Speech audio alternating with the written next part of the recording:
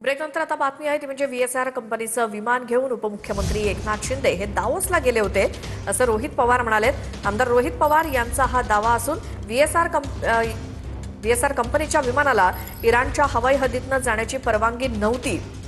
हवाई क्षेत्र सोडा अन्यथा विमान पाडू असा इशारा इराण एटीसीनं त्यावेळी दिला होता असं देखील रोहित पवार यांनी सांगितलं।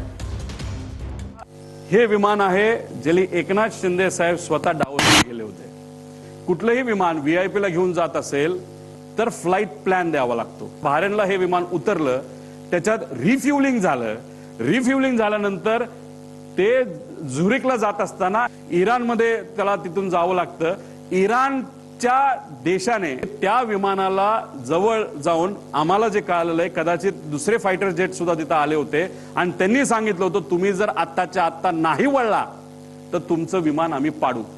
हे इराणच्या एअर डिफेन्सली त्या ठिकाणी सांगितलं होतं। त्याच्यात कोण बसलं होतं? एकनाथ शिंदे साहेब बसले होते।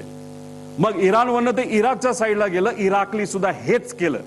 मग या बाबतीत इंटरनॅशनल ग्राउंडला व्हीएसआरला हाताशी धरून नाहीतर व्हीएसआर स्वतः दुर्लक्ष केल्यामुळे नाही तर मुद्दामून एकनाथ शिंदे साहेबांच्या बाबतीत सुद्धा तोच प्रकार होणार होता का असाही प्रश्न आम्हाला होऊ शकतो। याबद्दलची माहिती ही डीजीसीएल काय प्रसिद्ध केली आहे का? एकनाथ शिंदे साहेब या बाबतीत स्पष्टपणे सांगू शकतात, पण जी माहिती आमच्यापर्यंत आलेली आहे ती आमच्यापर्यंत आलेली आहे। परत ते विमान बहारेनला आणलं गेलं आणि बहारेनला आल्यानंतर सगळ्या परमिशन तिथे घेतल्या आणि मग झुरिकला तिथे। एक मोठी बातमी, तपास पुढे जाऊ नये असं दादांच्या पक्षातल्या नेत्यांना वाटतंय असा सवाल उपस्थित करण्यात आलाय आमदार रोहित पवार यांच्याकडनं।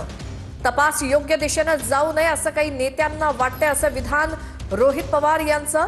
त्यामुळे रोहित पवार यांचा नेमका रोख कोणाकडे? आमदार रोहित पवार यांच्याकडनं काही सवाल उपस्थित करण्यात आलेत, बघूयात ते काय म्हणाले। सुशांत सिंगचं मी सांगितलं 2 दिवसात सीबीआयला दिलं, दादांचा 18 दिवस विनंती करून त्यांच्या पक्षाने सुद्धा मग त्यांच्या पक्षातल्याच काही नेत्यांना हे इन्व्हेस्टिगेशन योग्य दिशेने जाऊ नये असं वाटतंय का? असाही प्रश्न आता पडायला लागला। त्यांच्याकडनं कुठंच तिथं फॉलोअप केला जात नाही।